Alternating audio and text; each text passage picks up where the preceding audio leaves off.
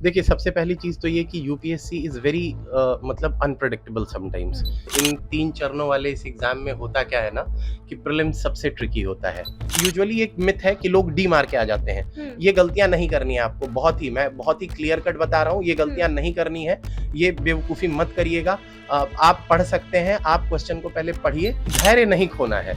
वहाँ भी जा करके ना क्वेश्चंस को देख करके वो कहते हैं ना कि अंदर से भीतर में डर नहीं पैदा करना है। तो मैं अपने परिश्रम पे तो मैंने भरोसा रखा, पर वो कहते हैं ना कि जहाँ से भी आपको सुकून मिलता है, आप उस एक आधार को तो पकड़िए। नमस्कार, हमारा नाम है समरीन और आपने देखना शुरू कर दिया है लाइव सिटीज।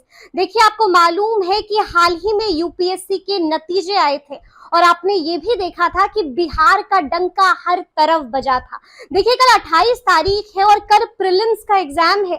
आपको हम बता दें कि यूपीएससी का 3 चरणों में एग्जाम होता है और कल प्रीलिम्स का एग्जाम है। ऐसे में अब आपके पास एक दिन से कम का समय बचा रह गया है बच्चों के पास।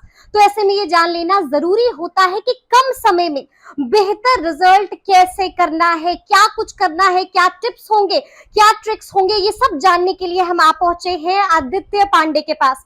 यूपीएससी टॉपर हैं आदित्य पांडे। सबसे पहले तो एक और बार बधाई कबूल कीजिए। Thank you so much ma'am, thanks a lot. जी आदित्य, ये बताइए कि कल 28 तारीख है, कल प्रीलिम्स का इम्तिहान है। Yes ma'am. और जहां तक मुझे याद है, जब मेरी आपसे बात हुई थी तो आपने बताया था कि आपका ये तीसरा अटेम्प्ट था और 2 पिछले अटेम्प्ट में प्रीलिम्स में ही आप छटा गए थे। जी जी। क्या गलती हुई थी आदित्य जो बच्चों को नहीं करनी है?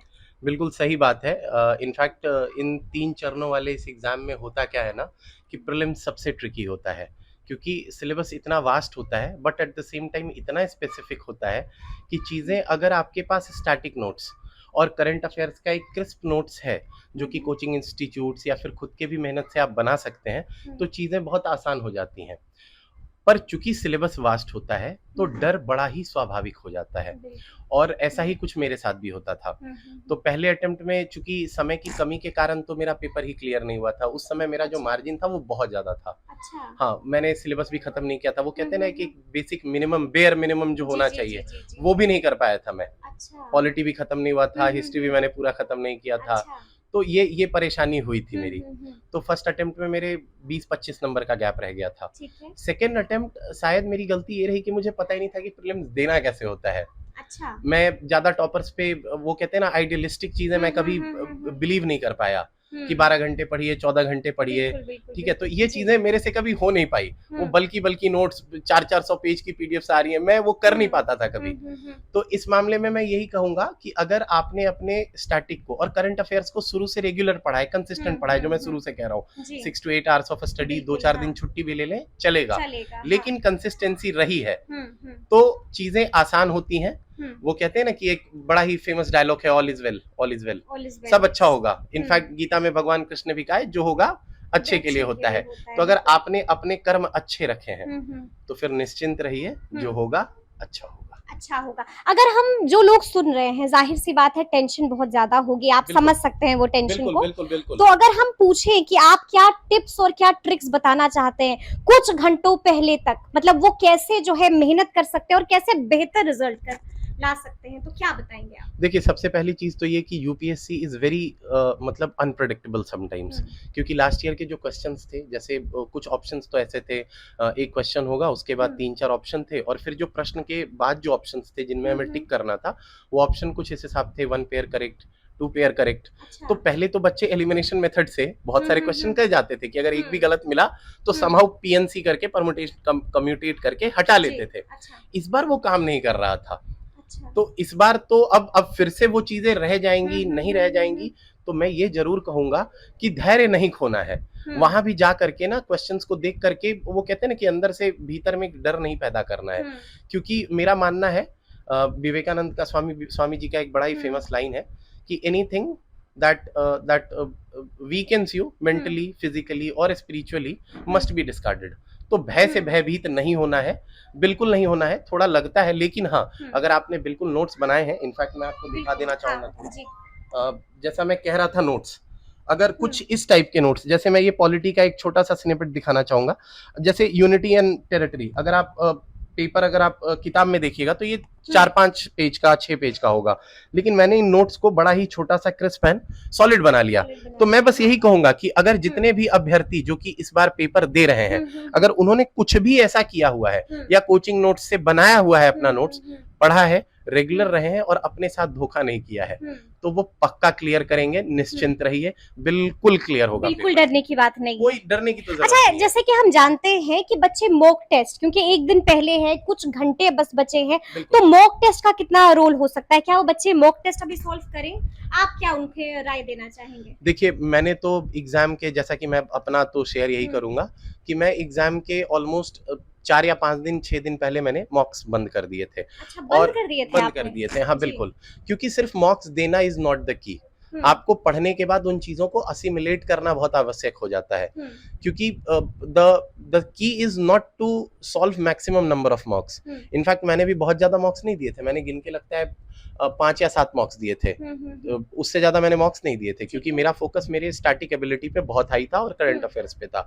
करंट अफेयर्स के लिए इनफैक्ट मैं सजेस्ट करना चाहूंगा, शून्य आईएएस के नोट्स बड़े प्यारे होते हैं। इनफैक्ट अब इस बार के लिए तो वो कम पड़ेगा, बट जो अगले साल के लिए जो प्रिपेयर कर रहे हैं उनके लिए शून्य आईएएस के नोट्स बहुत सही होंगे। लेकिन अचानक नहीं उठाइएगा, पहले एक बार स्टैटिक सिलेबस को खत्म कर लीजिए, फिर उनके नोट्स को आप किसी भी न्यूज़पेपर के साथ कॉम्प्लीमेंट कर सकते हैं। तो ये चीजें आपको हेल्प करेंगी पक्का।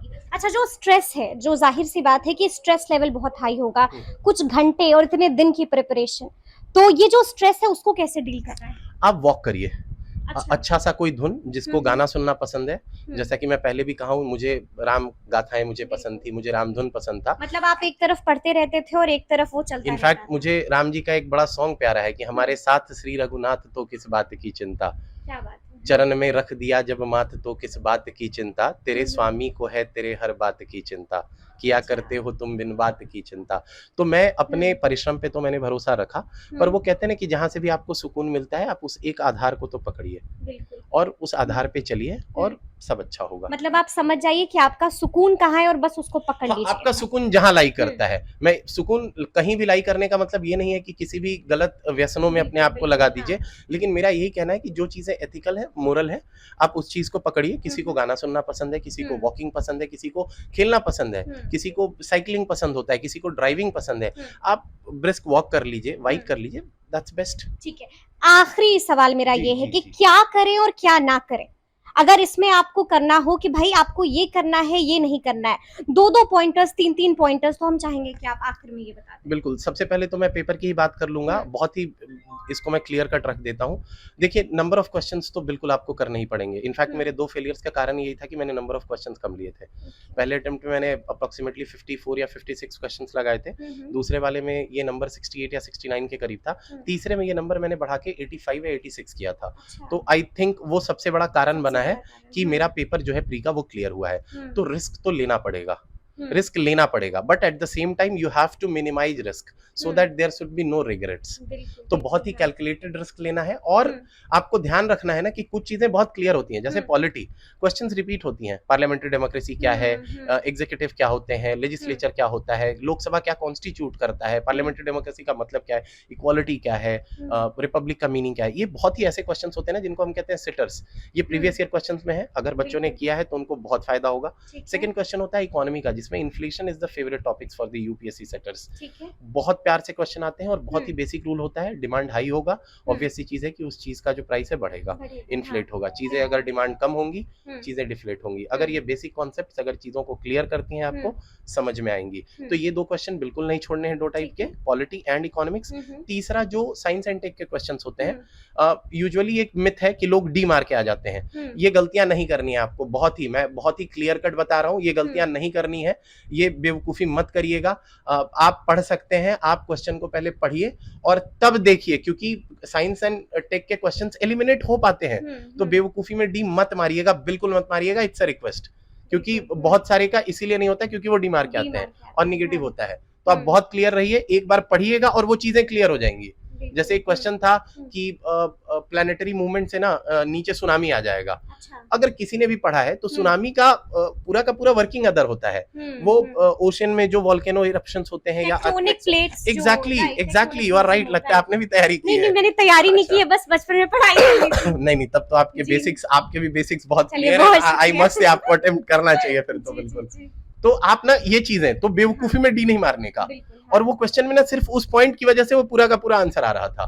तो ये चीजें बहुत क्लियर कट होती है। एक बार पढ़िए तब सेंसिबली, और वो कहते हैं ना कि बिल्कुल शांत मन से, डर लगेगा, हल्का सा पानी का घूंट मारिए, एक बोतल रखिए और मस्त रहिए, जो होगा सब सही अच्छा होगा। क्या क्या लेके जाना है, कुछ ऐसा भी होता है कि जो आप बताएं कि अच्छा मैं ये नहीं लेके गया था, वहां पर मुझे रिग्रेट हुआ, लाइक एवरीथिंग इज क्लियर पहले से? नहीं, आई थिंक कुछ भी ऐसा ले जाना नहीं अलाउड होता है, बट हाँ ठीक है। अगर सर दर्द करे तो आप टैबलेट्स वगैरह रख सकते हैं, क्योंकि हम्म। बहुत बार टेंशन होने लगती है। आप रख सकते हैं, बिल्कुल रख सकते हैं। ठीक पानी है। का बोतल मैंडेटरी होता है, पर मतलब मैंडेटरी इन द सेंस कि मतलब मेरे लिए तो मैंडेटरी था, क्योंकि मुझे बिल्कुल, हाँ। प्यास लगती थी, मुझे चाहिए होता था। हम्म। उसके अलावा ब्लैक पेन जरूर रखिएगा, क्योंकि हम्म। जो आपको बबल्स फिल करने होते हैं वो ब्लैक पेन से होते हैं। एक दो ब्लैक पेन बिल्कुल बिल्कुल। और एक और एक्स्ट्रा कॉशन होता है, आप ना लास्ट में बबल फिल करने की गलती मत करिएगा। 1 आवर ऑफ क्वेश्चन आपने जैसे ही मारा, सबसे पहले नोटिस करिए कि आपने जिसमें श्योर शॉट हो 100% उनको फिल करके खत्म करिए, सो दैट लास्ट मिनट का रश ना रहे। लास्ट में क्या होता है ना, गलतियां होती हैं कि आप ऊपर नीचे ना भर दो। पिछले साल मेरे साथ हुआ है, इनफैक्ट सीसैट के पेपर में मैंने 4 से 5 बबल्स गलत भरे थे। Luckily I cleared the score, मतलब मेरा थोड़ा एप्टीट्यूड अच्छा था तो मैं क्लियर कर गया। पर वो 4 से 5 गलतियां इफ अगर वो ज्यादा हो जाती तो मेरे लिए वो सेटबैक होता। मैं यहाँ बैठ के ये टॉपर स्टॉक नहीं कर रहा होता। तो ये चीजें मैं यही कहूंगा कि जो गलतियां मैंने की हैं प्लीज आप मत करिएगा। चलिए, तो बहुत बहुत शुक्रिया आदित्य, बहुत सारी you so चीजों much, को आपने क्लियर कर दिया है। तो उम्मीद करती हूँ कि जो भी लोग इस चीज से सुन रहे होंगे उन्हें जरूर मदद मिलेगी। तो आपको भी कल के इम्तिहान के लिए बहुत सारी शुभकामनाएं और बहुत सारा ऑल द बेस्ट। तो इस तरह के तमाम अपडेट्स के लिए बिल्कुल ऐसे ही हमारे साथ बने रहिएगा और देखते रहिएगा लाइव सिटीज। शुक्रिया।